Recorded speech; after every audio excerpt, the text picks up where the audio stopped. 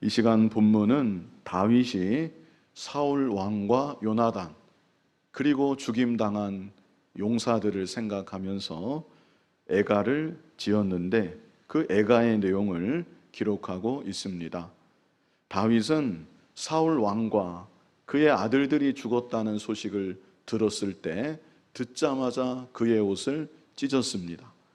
그리고 저녁 때까지 울며 슬퍼했다고 말씀했었고, 또 음식을 입에도 대지 못하였다고 말씀하고 있습니다. 그런데 그것만으로는 자신의 슬픔을 다 표현할 수 없었던 것 같습니다. 자, 여기 본문 17절 우리 같이 한번 읽어보겠습니다. 다윗이 이 슬픈 노래로 사울과 그의 아들 요나단을 조상하고 우리가 보통 일상에서 쓰는 불신자들도 쓰는 용어를 여기에 쓰고 있는데요. 여기서 조상했다는 것은 이들의 죽음을 슬퍼하며 노래를 불렀다는 뜻입니다. 죽음을 슬퍼하며 노래를 불렀다. 그래서 이 노래는 두 사람을 위하는 노래는 아니었습니다. 이것이 중요합니다. 두 사람을 위하여서 부르는 노래는 아니었다. 두 사람에게 헌정하는 노래는 아니었다. 이것을 분명히 아셔야 합니다. 자신의 슬픔을 어찌하지 못해서 자신의 슬픔을 추스리고 달래는 노래였습니다. 그리고 더 중요한 목적은 이들의 죽음을 통해서 살아있는 자들로 하여금 무엇인가를 깨닫게 하려는 목적이 있는 노래라고 할 수 있습니다. 우리가 장례식장에 가고 그곳에서 예배를 드리는 것도 그렇습니다. 예배는 오직 하나님께 드리는 것이고 그 예배를 통해 하나님께 영광을 돌리는 것입니다. 유가족들에 대해서는 그들이 다시금 하나님의 섭리 안에서 위로받기를 바라는 것이고 하나님이 주시는 새 힘을 얻기를 바라는 것입니다. 고인을 위한 예배는 아니라는 것이죠. 떠나간 분은 이미 천국에서 안식과 복락을 누리고 있습니다. 이 땅에 있는 우리들이 더 이상 위할 것도 없는 것이고 더 이상 위에서 기도할 것도 없는 것입니다. 그래서 우리 믿는 사람들은 장례식장에 가서 유가족들에게 인사를 하게 될 때 어떻게 하면 좋겠는가? 예를 들면 천국의 소망으로 위로받으시기 바랍니다. 말씀으로 위로받으시기 바랍니다. 아니면 함께 슬픔을 나누는 마음으로 제 마음도 너무나 슬픕니다. 뭐라 슬픔을 표현해야 될지 모르겠습니다. 이런 인사들이 적절할 것입니다. 좋은 데 가시기를 기도합니다. 이것은 바른 말입니까? 잘못된 말입니까? 예, 잘못된 말입니다. 이미 가셨습니다. 천국이든지 지옥이든지 숨이 멎는 순간 이미 가셨습니다. 내가 바란다고, 내가 기도한다고 이미 가신 고인이 다른 데로 다시 가게 되는 것이 아닌 것이죠. 또 대표적으로 잘못된 말 중에 고인의 명복을 빕니다. 이런 말이 있습니다. 고인의 명복을 빕니다. 명복을 빈다는 것은 간단하게 말하면 고인이 저승에서 복받기를 빕니다. 이런 뜻입니다. 좀 더 풀어서 배경과 함께 말씀을 드리면 불교에서 죽은 사람이 가게 되는 곳을 명부라고 합니다. 그 명부에 가셔서 염라대왕으로부터 심판을 잘 받으시고 복을 누리기를 빕니다. 이런 뜻입니다. 그래서 우리 믿는 사람들은 명복을 빕니다. 이런 말은 사용해서는 안 되는 말입니다. 아무튼 이 시간 다윗의 애가를 우리 이제 본격적으로 보려고 하는데요. 사울과 요나단을 위한 것은 아니었다는 것, 자신의 슬픔을 달래는 노래였었고 더 중요한 것은 살아있는 자들에게 중요한 무엇인가를 생각하게 하고 깨닫게 하는 노래였다는 것, 이것을 일단 기억하시기 바랍니다. 자, 우리 이어지는 본문 18절 같이 한번 읽어보겠습니다. 명령하여 그것을 유다 족속에게 가르치라 하였으니 곧 활노래라 야살의 책에 기록되었으되. 여기 유다 족속에게 어떻게 하라고 했습니까? 가르치라 그랬죠. 이 노래를 통해 살아있는 자들에게 무엇인가를 가르치고자 했던 것입니다. 그리고 애가의 제목이 이어서 나오는데요, 애가의 제목이 무엇입니까? 애가의 제목 곧 활노래라. 활노래가 애가의 제목입니다. 활이 무엇입니까? 뭐 할 때 사용하는 것입니까? 전쟁할 때 사용하는 무기입니다. 그리고 무기는 곧 용사를 가리키기도 하는 것입니다. 엘리사 선지자가 스승 엘리야 선지자를 따라가다가 마침내 회리바람과 더불어 하늘로 승천하는 엘리야 선지자를 바라보면서 땅에 있는 엘리사 선지자가 뭐라고 외쳤는지 기억을 하시나요? 내 아버지여, 아버지여, 이스라엘의 병거와 그 마병이여. 엘리야 선지자가 그 용사는 아니었지만 용사 이상의 역할을 했었기 때문에 이스라엘의 병거와 그 마병이여, 이렇게 엘리사 선지자가 떠나가는 엘리야를 바라보면서 외쳤었던 것이죠. 이 시간 본문 27절도 잠깐 보시면요, 오호라 두 용사가 엎드러졌으며, 그 다음에 뭐라고 합니까? 싸우는 무기가 망하였도다. 여기서 무기는 용사를 가리키는 것입니다. 용사를 무기에 비유해서 말하고 있는 것입니다. 그래서 애가의 제목이 활노래라고 했죠. 그런데 활은 무기이고 곧 용사를 뜻합니다. 그러므로 이 노래가 무슨 노래입니까? 용사의 노래입니다. 애가의 제목은 용사의 노래. 목적은 누구를 위함입니까? 살아있는 자들, 살아있는 용사들, 살아있는 용사들을 깨우치기 위해, 무언가를 생각하게 하기 위해. 그래서 정리하자면 살아있는 용사들을 위한 용사의 노래, 이것이 바로 다윗의 애가였었던 것입니다. 자, 우리 본문 19절을 같이 읽어보겠습니다. 이스라엘아, 내 영광이 산 위에서 죽임을 당하였도다. 오라, 두 용사가 엎드러졌도다. 자, 여기에 핵심적인 어구가 나와 있습니다. 노래에는 후렴구가 있죠. 반복되는 후렴구가 있습니다. 찬송가에도 4절까지 하면 4번 반복되는 후렴구가 있습니다. 다윗의 애가, 이 용사의 노래에도 반복되는 후렴구가 있는데 그 후렴구가 무엇인가? 읽으면서 혹시 아셨는지 모르겠는데요, 19절 후반절이죠. 오호라, 두 용사가 엎드러졌도다. 이것이 반복되는 용사의 노래입니다. 여기서 두 용사라고 했는데요, 이것은 우리말 성경의 번역입니다. 사실 다윗의 슬픔은, 가장 큰 슬픔이 사울 왕과 요나단에 대한 슬픔이었죠. 그렇기 때문에 두 용사라고 번역하는 것도 문맥으로나 의미로는 큰 문제는 없다고 여겨집니다. 그러나 원문을 더 정확하게 직역하면 두 용사가 아니라 용사들입니다.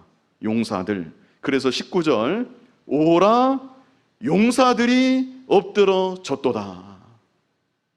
25절에도 마찬가지입니다. 오라, 용사들이 전쟁 중에 엎드러졌도다. 마지막 끝맺음을 하면서 27절에도 오라, 용사들이 엎드러졌도다. 왜 이 어구를 계속 반복하고 있는 것인가? 용사들이 어떤 자들입니까? 용사들이 어떤 자들이죠? 적군을 어떻게 해요? 엎드려야 되는 자들이 바로 용사들입니다. 그것이 용사의 모습인 것이죠. 정상적인 모습입니다. 더구나 이스라엘의 용사들은 누구입니까? 하나님께 속하여 있는 용사들입니다. 하나님의 군대입니다. 그런데 그런 자들이 사탄을 상징하고 있는 블레셋 군대에 의해서 엎드러지고 말았던 것입니다. 그들을 엎드려야만 되는 용사들인데 도리어 자기들이 엎드러뜨림을 당하고 말았다는 것을 이 애가는, 용사의 노래는 계속해서 강조하고 있는 것입니다. 그래서 단순히 그랬도다 이건 뭐 진술의 의미는 아닙니다. 이것은 탄식입니다. 제가 제목에 썼지요. 이런 의미로 이해하실 수 있습니다. 어찌하여 용사들이 엎드러졌는가? 정말 장탄식이라고 할 수 있습니다. 그 탄식과 더불어 자기의 슬픔을 표현하기도 하는 것이고 살아있는 자들에게 계속해서 묻고 있는 것입니다. 어찌하여 용사들이 엎드러졌는가? 그 이유가 도대체 무엇인가? 질문을 던지면서 생각하게 하고 중요한 것을 깨닫도록 하는 것입니다. 이것이 바로 다윗의 애가의 중요한 초점인 것이죠. 상반절에도 탄식입니다. 이스라엘아, 내 영광이 산 위에서 죽임을 당하였도다. 용사들을 가리켜서 무엇보다 사울 왕과 요나단, 이스라엘의 영광을 대표할 만한 용사들이었습니다. 그런데 그들이 산 위에서 죽임을 당하였도다. 산은 어떤 곳입니까? 하나님을 만나는 장소. 이스라엘 백성들이 하나님을 예배하는 장소. 그런데 바로 그곳에서 하나님의 나라, 하나님께 속한 용사들, 이스라엘의 영광이 죽임을 당하였구나 탄식하고 있는 것입니다. 자, 20절 말씀, 20절 같이 읽어보겠습니다. 이 일을 가드에도 알리지 말며 아스글론 거리에도 전파하지 말지어다. 블레셋 사람들의 딸들이 즐거워할까? 할례받지 못한 자의 딸들이 개가를 부를까 염려로다. 가드, 아스글론, 블레셋의 대표적인 성읍들이죠. 그래서 적군에게 이 사실이 알려지지 않게 하라. 그런데 이미 다 알려졌습니다. 사울의 머리가 베어지고 그 입고 있던 갑옷이 다 벗겨지고 나누어지고 블레셋의 사방에 보내지고 말았습니다. 머리가 잘린 사울의 시신은 성벽에 못 박혀져서 매달려지고 말았습니다. 다윗이 너무나도 원치 않았던 일들이 이미 다 벌어지고 만 것이죠. 그렇다면 다윗은 왜 이스라엘의 용사들이 엎드러졌다는 사실이 적군에게 알려지기를 원치 않았던 것일까요?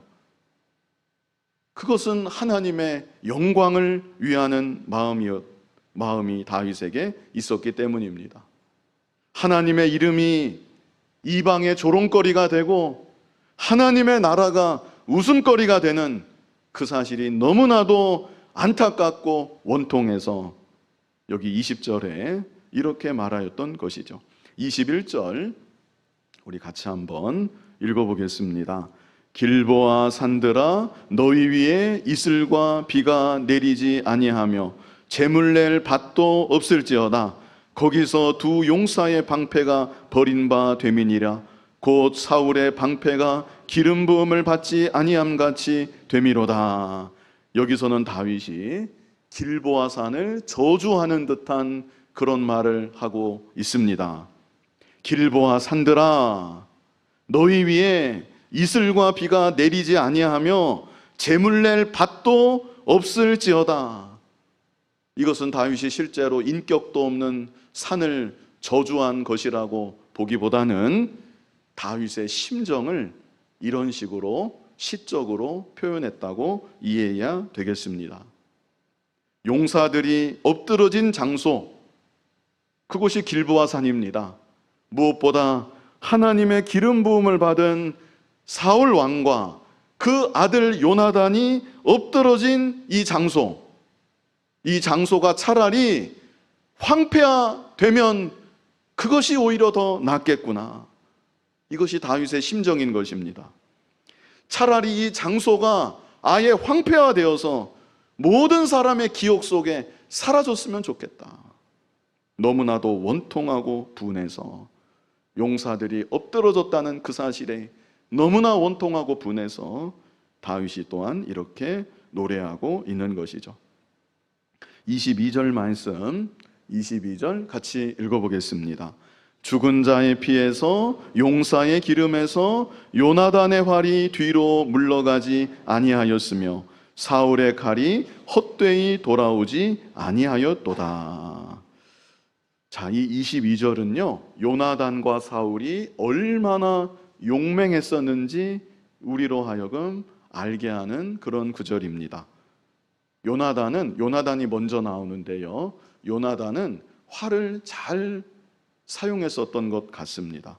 그래서 요나단이 화살을 쏘면 백발백중, 실제로 그랬는지 그렇지는 않다 할지라도 정말 화살을 잘 쏘는 그런 요나단이었으면 분명합니다. 그 화살을 맞고 피를 흘리면서 쓰러지고, 적군이 죽은 자의 피에서 그랬죠. 화살을 맞고 피를 흘리면서 쓰러지는 것입니다.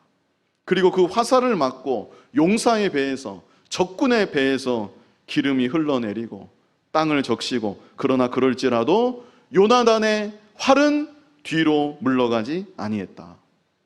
계속해서 활을 쏘고 또 쏘고 적군들을 쓰러뜨리고 계속 쓰러뜨리고, 그렇게 요나단이 용맹하게 나아갔다는 그런 의미입니다.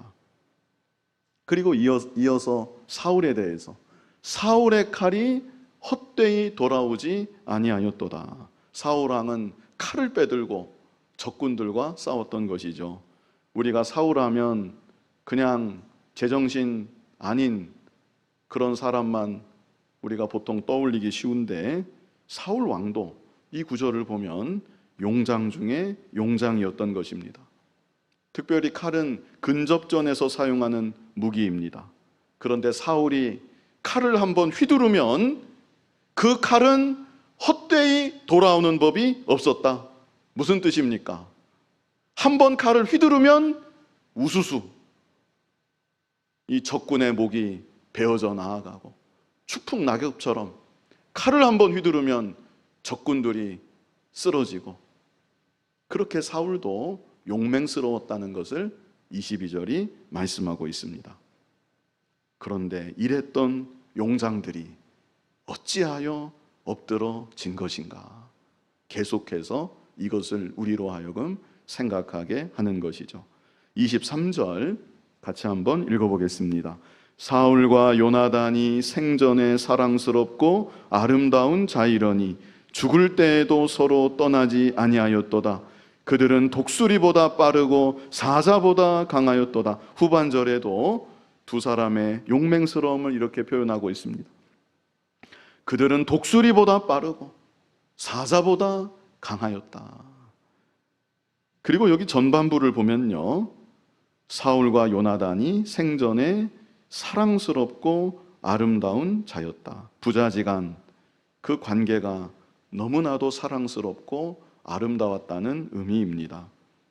이렇게 용맹한 아버지도 세상 천지에 찾아보기가 어려웠을 것이고, 그 아버지의 그 아들이라고 용맹한 아버지의 뒤를 잇는 용맹한 아들도 이 이상 없었던 것입니다.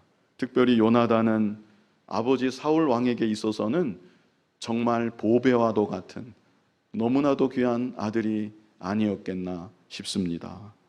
누구보다도 용맹한 아들이었었고, 무엇보다 요나단은 효자였습니다. 아버지를 공경하고 아버지를 끝까지 따르고, 단 한 가지 요나단이 따를 수 없는 게 있었죠. 그것은 다름 아닌 다윗에 대한 것이었습니다. 아버지 사울 왕은 다윗을 미워하고 다윗을 잡아 죽이려고 쫓아다니지만, 요나단은 그것만은 아버지를 따를 수 없는 것이고 아버지에게 동조할 수 없었을 것입니다. 그러나 그것 외에는 모든 면에 있어서 아버지를 변함없이 공경하고 아버지를 존중하고 아버지께 언제나 순종했던 참 좋은 아들이 요나단이었습니다. 마지막 전투에서도 요나단이 아버지 곁을 끝까지 지켰던 것입니다. 아버지를 끝까지 지키다가 그렇게 요나단이 먼저 세상을 떠나고 말았죠. 그리고 아버지도 조금 더 가서 안타깝게도 스스로 자기의 생명을 끊고 말았습니다. 사울왕은 그렇다 치고 하나님께서 왜 이런 요나단을 데리고 가셨을까? 참 안타까운 일이 아닐 수 없습니다. 그러나 또 다른 한편으로는 이 또한 요나단을 사랑하시고 다윗을 사랑하시고 이스라엘을 사랑하신 하나님의 섭리가 아니었겠는가? 우리가 생각해 볼 수 있습니다. 이 사울 왕과 요나단이 죽은 뒤로 어떤 일이 일어납니까? 그 사울 왕의 아들들이 다 죽은 것은 아니었습니다. 이제 사무엘하 조금만 더 뒤로 읽어보시면 사울 왕의 아들들 중에 이스보셋이라는 아들이 남아 있었습니다. 그리고 사울 왕의 신하들이 이스보셋을 바로 왕에 옹립하게 됩니다. 그리고 그때로부터 사울의 집안과 다윗의 집안은 7년이 넘는 세월 동안 피비린내 나는 전쟁을 치르게 되는 것이죠. 만약에 요나단이 살아 있었다면 어떻게 되었을까요? 아마 요나단의 뜻과는 상관없이 복잡한 문제들이 생겨났을 가능성이 높습니다. 그 주변 사람들이 요나단을 가만히 놔두었을 리가 없습니다. 그렇게 되면 요나단이나 다윗이나 또 이스라엘 나라나 다 얽히고 설켜서 복잡해지는 것이고 참 어렵게 되지 않았을까? 그래서 하나님께서 요나단을 위해, 다윗을 위해, 그리고 이스라엘 나라를 위해, 우리가 볼 때는 안타깝지만 이런 일을 행하지 않으셨겠는가? 이렇게 한편으로는 생각해 봅니다. 자, 우리 이어지는 24절 말씀, 24절 같이 한번 읽어보겠습니다. 이스라엘 딸들아, 사울을 슬퍼하며 울지어다. 그가 붉은 옷으로 너희에게 화려하게 입혔고 금 놀이개를 너희 옷에 채웠도다. 우리가 이면도 미처 모르고 넘어갈 수가 있었습니다. 여기 24절에 나와 있는데요, 사울 왕이 통치할 때 이스라엘은 나름 이 평강과 풍요로움을 누렸었던 것입니다. 실제로 블레셋이 이스라엘을 완전히 이겼던 일은 없었습니다. 적어도 그랬었습니다. 그래서 사울 왕의 통치 기간 동안 이스라엘의 여인들이 가정 안에서 평안함과 풍요로움을 이렇게 누렸었다는 것을 다윗이 말하고 있는 것입니다. 지금 백성들의 민심은 다윗에게로 기운 지 벌써 오래되었습니다. 이미 오래전에 여인들이 노래를 불렀었지요. 사울이 죽인 자는 천천히요, 다윗이 죽인 자는 만만히로다. 이미 오래전에 그렇게 노래를 지어서 불렀던 여인들이었는데 이 여인들은 사울 왕의 죽음을 조금도 슬퍼하지 않았던 것입니다. 오히려 잘된 일이 아닌가, 좋은 일이 아닌가 이렇게 생각하는 분위기가 이스라엘 안에 있었음이 틀림이 없습니다. 그러므로 다윗은 그런 여인들의 태도를 책망하는 것입니다. 그 태도가 바르지 못한 태도라는 것을 책망하고 바로잡으려고 하는 것이죠. 하나님의 기름 부음을 받은 하나님께서 친히 세우셨던 왕이었는데, 그리고 그 왕으로 인하여서 너희가 분명 이런 혜택까지 누렸었는데 너희가 어찌 그럴 수가 있는 것이냐. 슬퍼하며 사울을 슬퍼하여 울지어다. 이를 통해서 사울 왕을 향한 다윗의 진심을 우리가 다시 한번 확인할 수가 있는 것이죠. 다윗은 이전에도 그랬지만 마지막 순간까지 사울 왕을 생각할 때 미워하는 마음이 조금도 없었던 것입니다. 사울 왕의 죽음을 보면서 하나님의 공의가 이제야 실현이 되었구나, 이렇게 감히 생각하지도 않았던 다윗이었습니다. 끝까지 하나님께서 세우신 왕을 존중하고 있는 다윗의 참 아름다운 믿음과 인격이 또 이 애가를 통해서 드러나고 있는 것이죠. 자, 우리 25절을 같이 읽어보겠습니다. 오라, 두 용사가 전쟁 중에 엎드러졌도다. 요나단이 내 산 위에서 죽임을 당하였도다. 다시 한번, 두 번째 나왔죠. 오라, 두 용사가 전쟁 중에 엎드러졌도다. 탄식이라고 했습니다. 어찌하여 용사들이 엎드러졌는가? 그리고 바로 이어서 요나단이 나옵니다. 요나단은 용사들의 대표입니다. 수많은 용사들이 이스라엘 안에 있었지만 그 용사들 중에서도 최고의 용사는 단연 요나단이었습니다. 그런데 그런 요나단마저 죽임을 당하였는데, 너의 산 위에서 죽임을 당하였구나. 자기 자신이 하나님을 섬기고 하나님을 예배했던 바로 그 자리에서 너마저 죽임을 당하고 말았구나. 어찌하여 요나단이, 다른 사람도 아닌 요나단이 죽임을 당하였는가? 살아있는 자들에게 계속해서 생각하게 하는 것입니다. 26절 같이 읽어보겠습니다. 내 형 요나단이여, 내가 그대를 애통함은 그대는 내게 심히 아름다움이라. 그대가 나를 사랑함이 기이하여 여인의 사랑보다 더하였도다. 그대는 내게 심히 아름다움이라. 정말 다윗에게 아름다운 사람이었다. 다윗이 그렇게 추억하면서 더욱 애통하고 있는 것이죠. 그대가 나를 사랑함이 기이하여 여인의 사랑보다 더하였도다. 여기서 여인의 사랑은 남편을 사랑하는 그 여인, 아내의 사랑일 수도 있고요, 자식을 사랑하는, 그보다는 자식을 사랑하는 이 어머니의 사랑, 우리가 또한 생각해 볼 수 있습니다. 그런데 요나단은 이 세상에서 찾을 수 있는 어떤 헌신적인 고귀한 사랑보다도 더 큰 사랑을 다윗에게 베풀어 주었었다는 것입니다. 다윗이 이런 요나단을 생각하면서 애통하고 있는 것이고, 더 나아가서 어찌하여 이렇게 믿음 있고 고귀했던 사람이 엎드려졌는가?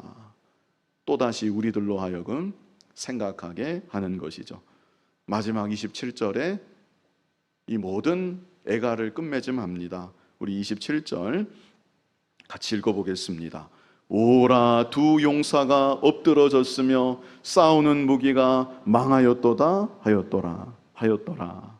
어찌하여 용사들이 엎드러졌는가? 후반절도 결국에는 같은 의미입니다. 싸워야 하는 용사가 어찌하여 망하였는가? 이렇게 끝맺음하고 있는 것이죠. 어찌하여 이런 일이 일어난 것입니까? 어찌하여 하나님께 속한 용사들이, 기름 부음 받은 사울 왕과 그 아들 요나단이, 그렇게 용맹했던 장수들이 엎드러질 수 있는 것입니까? 이 애가를 통해서 계속해서 우리들에게 묻고 또 묻고 좀 생각해 보라고, 깨달으라고 말하고 있는 것이죠. 왜 이들이 엎드러진 것입니까? 전쟁의 주권은 하나님께 있는 것입니다. 하나님께서 함께 하시면 이기는 것이고, 하나님께서 함께 하지 아니하시면 그 어떤 용사라 할지라도 엎드러질 수밖에 없는 것입니다. 이 사실을 우리가 먼저는 알아야 되는 것이죠. 비슷한 시기에 다윗의 경우는 아말렉과 싸워서 이겼습니다. 다윗은 어떻게 이길 수 있었던 것입니까? 다윗이 더 용맹스러워서 이겼습니까? 아니면 다윗에게 군사가 더 많았기 때문에 다윗은 이긴 것입니까? 하나님께서 다윗에게는 아말렉을 쫓아가라, 네가 아말렉으로부터 잃어버렸던 모든 것을 도로 되찾을 수 있을 것이다. 이런 약속의 말씀을 다윗에게는 분명히 주셨었습니다. 그러나 사울 왕에게는 하나님이 아무 약속도 하지 않으셨습니다. 길보아 전투를 앞에 두고 오히려 무슨 말을 들었습니까? 여호와께서 이스라엘과 너를 블레셋의 손에 넘겨주게 될 것이다. 사울 왕은 이런 말을 오히려 들었습니다. 그래서 하나님께서 다윗에게 약속해 주셨던 대로 다윗과 함께하여 주셨던 것이고, 길보아 전투를 치르는 사울 왕과 수많은 용사들과는 하나님께서 함께하지 않으셨던 것입니다. 하나님께서 함께하지 않으시고, 하나님께서 이스라엘을 붙잡았던 용사들을 붙잡았던 그 손을 그냥 놓아버리시니까 아무리 대단한 용사들이라 할지라도, 하나님을 예배했던 그 자리라 할지라도 그들은 그 자리에서 그만 엎드러지고 말았던 것입니다. 오늘날 우리들은 하나님의 영적인 군사들입니다. 우리가 다 군사들이고 우리가 다 영적 전투를 치르는 가운데 있는 것입니다. 그런데 아담의 타락 이후로 죄와 싸워서 이긴 사람은 한 사람도 없습니다. 자기의 욕심과 싸워서 이긴 사람도 한 사람도 없습니다. 자신의 힘으로, 자신의 지혜로, 자신의 능력으로 사탄을 대적할 수 있는 사람도 없고, 사탄과 싸워서 이길 사람도 없는 것입니다. 그래서 우리에게는 우리를 위해서 싸워주실 분이 필요합니다. 우리를 위해서 싸워주실 분, 그뿐 아니라, 싸워주실 뿐만 아니라 우리를 위해서 이겨주시는 분, 그리고 그 능력을 의지해서 우리로 하여금 또한 이기게 하시는 분, 예수 그리스도가 우리들에게 필요하다는 것입니다. 우리 이사야 9장 6절, 장차 오실 메시아 예수 그리스도를 이사야 선지자가 일찍이 이렇게 예언했던 바 있었습니다. 이게 구절이 많은데요, 아무튼 우리 다 한번 다 같이 이 전체를 다 읽어보겠습니다. 이는 한 아기가 우리에게 낳고 한 아들을 우리에게 주신 바 되었는데, 그의 어깨에는 정사를 메었고 그의 이름은 기묘자라, 모사라, 전능하신 하나님이라, 영존하시는 아버지라, 평강의 왕이라 할 것임이라. 아멘. 장차 오실 예수 그리스도에 대해서 이렇게 구구절절 예언하고 있습니다. 제가 오후 일부 때에도 이게 눈에 보여서 설명을 드리고 넘어갔었는데요, 이 시간도 잠깐 설명을 드려야 될 것 같습니다. 영존하시는 아버지라는 구절이 있죠. 영존하시는 아버지, 이 구절을 오해하시면 안 됩니다. 성자는 성자고 성부는 성부입니다. 확실하게 구별되어 있습니다. 여기서 영존하시는 아버지 하는 것은 성자의 영원성, 성자의 성부와 동일한 신성, 그리고 성자 예수께서 아버지와 같이 우리를 돌보신다는 것을 강조하고 있는 표현으로 우리가 이해해야 되는 것이죠. 제가 눈에 보여서 이 부분 오해하시지 말라고 제가 설명드리고요. 이 시간에 중요한 것은 영존하시는 아버지 앞에 있는 억구입니다. 어떤 억구가 있습니까? 전능하신 하나님이라. 성자 예수님을 가리켜서 전능하신 하나님이라. 여기서 전능하신, 이 말이 용사를 뜻하는 것입니다. 강력하신 용사. 장차 오실 예수 그리스도는 죄와 싸워 이기시고, 사망과 싸워 이기시고, 마귀와 싸워 이기시고, 모든 것과 싸워 항상 이기시는, 그 어느 것도 감히 대적조차 할 수 없는 전능하신 용사이시라는 것, 이 사실을 이사야 선지자가 예언하고 있는 것이죠. 신약에 와서 세례 요한도 이와 같은 맥락의 말을 남긴 바 있었습니다. 잘 아시는 구절인데요, 내 뒤에 오시는 이는 나보다 능력이 많으시니 그는 성령과 불로 너희에게 세례를 베푸실 것이다. 나보다 능력이 많으시다. 거기서 능력이 많다는 것도 용사를 뜻합니다. 이사야의 예언과 같이 모든 것을 이기시는 예수 그리스도, 그분이 너희에게 성령을 주실 것이다. 이것을 또한 말씀해주고 있는 것이죠. 우리가 이 세상을 살아가는 동안 크고 작은 전투들, 크고 작은 전쟁들을 치르게 됩니다. 어떻게 하면 우리가 항상 이기면서 살아갈 수 있겠습니까? 어린 양 되신 예수 그리스도를 믿고 의지하며 살아가는 것입니다. 항상 주의 말씀을 붙잡고 예수님의 십자가와 부활의 능력을 믿음으로 고백하면서 살아가는 것입니다. 내가 믿고 의지하는 주께서 언제나 이기시기 때문에 그럴 때 우리들도 주와 함께 이길 수가 있는 것입니다. 혹 실수하고 넘어지는 일이 있다 할지라도 내가 주님을 바라보는 이상 주님께서 나를 붙잡고 계시고 영영 엎드러짐 당하게는 하지 아니하시고 다시 일어나게 하시고 주님의 능력 다시금 힘입어서 이기고 이기는 삶을 계속 살아갈 수 있도록 우리를 이끌어 주시는 것입니다. 만왕의 왕이시고 만주의 주가 되시고 우리의 구속자가 되시는 예수 그리스도, 우리가 온전히 믿고 의지하고 바라보고 그리고 주님의 말씀 붙들고 그래서 주님의 능력을 힘입어서 끝까지 승리하며 나아가는 저와 여러분 될 수 있기를 간절히 바랍니다. 거룩하신 아버지 하나님, 심히 연약하고 부족한 우리들, 이 세상 가운데 하나님께서 붙잡아 주지 아니하시고 그 손을 놓아버리시면 엎드러질 수밖에 없는 우리들, 하나님께서 이제까지 불쌍히 여겨주시고 붙잡아 주시고 하나님의 사랑과 긍휼로 인도하여 주시니 감사합니다.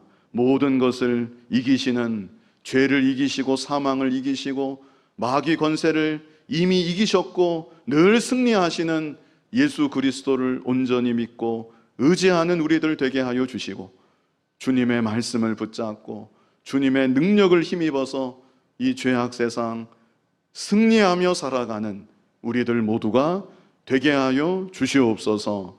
예수님 이름으로 기도하옵나이다. 아멘.